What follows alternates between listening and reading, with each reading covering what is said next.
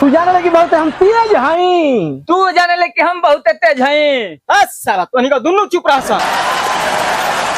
हम जानी ना कि तोनी का दुन्नु खानदानी तेज हवस।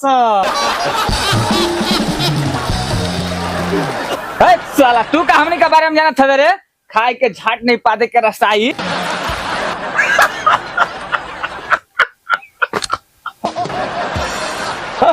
देखो सुपवा हंसे तहसे चलनियो हंसतिया जब में 72 गो छेद बा। ई सरवा गई रहे पढ़े। हाँ एकरा ले सर जी पूछला कि बच्चा का लिखले वाला तो ये कहता कि सर जी हमर इसलटिया नहीं पढ़ो। मजा आ गई मजा आ गई। साला पागल पढ़वैया एकर तो स्कूल में पहुंच जाते ना होई रे। अब न ले एकर बहुत इज्जत है। एकर गौर है ससुरारी कहलस कि ये भैया चलो हमर ससुरारी कहनी चल ससुरारी जाए लगनिया जात जात एकर दुआरी पहुंचनी जा। एकर सरवा कहता ए माई रे जीजा तो खरिया दीदिया के बिहाव में लेके चल गई ना हई मुसारा का होई रे। ए बच्चा चिंता मत कर तोर जीजा है ना तो ई मुसारा जीजा के गंगा में डाल दी है। तब तक दुआरिया हमरे के दुनिया यही सुन हलस कहला सकर सरवा लिहा जीजा मुसारा लिहा ई कहलस ऐसा जान बचा के भागल। बात बतिया बता सुनी जा भैया लोग सुनी जा एकर ओकर नामा इहो गई रहे अपन ससुरारी। एकर सरहज दहली की ले पाउन है कुर्सिया पर बैठ जाए तो ई कहता बे हटाओ कुर्सी मैं गणिए हमार बार हो हम भुइया में बैठ जाई। आई सरवा का सास कहली कि पाहुन जी दारू पियल छोड़ दी तो ई कहता ना मम्मी जी हम मेहरारू छोड़ सकीना बाकी दारू पियल ना छोड़ सकीना।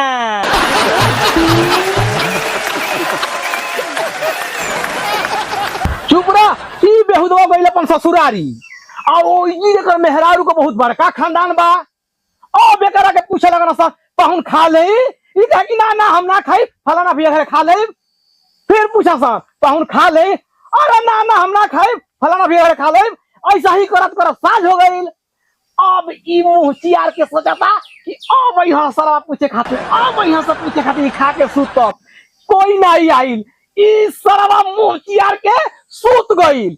जब सवेर भइल आवत रसन कहत रसन पाहुन चली हगे ई मुंह बनौले बा होइले बा कि हगी।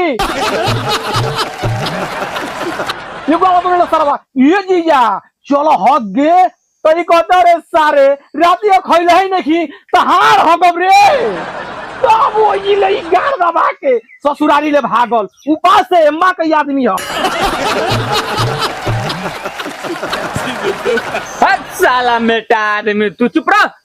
ई हो जात रहे अपन ससुरारी जब बस में ले उतरता तो खूब कालर रोलर अपन एकदम सीधा करता हीरोनियत चश्मा उस्मा लगा के तो गंगा ले पहले ही दुगो भेटई न सर तो कहता काहो सार लोग पाला गो तू कहत न सन खुश रह ऐसे ही गांव में घुसता तो दूगो बूढ़ खेत कुड़त रहन स ओहनियो के कहता काहो सार भाई का समाचार ठीक ठाक बा न।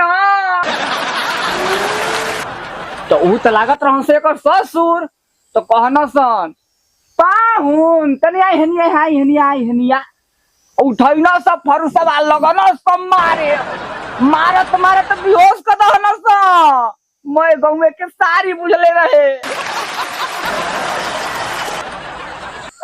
साला ई बहुत करता खाली झूठ सच बोलता। ई गइल ससुरारी अपन भैया लोग कहानी सुनी जा।